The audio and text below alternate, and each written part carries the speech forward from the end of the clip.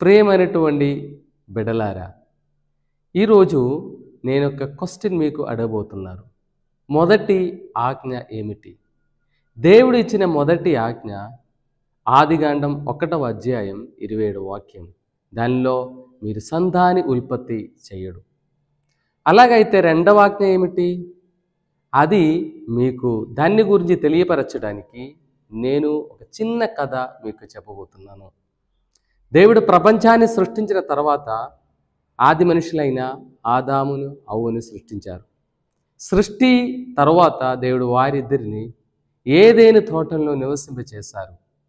నివసింపచేసినప్పుడు దేవుడు ఒకే ఒక ఆజ్ఞ వారిద్దరికి ఇచ్చారు. తోట మధ్యలో చాలా వృక్ష ఫలాలు ఉన్నాయి.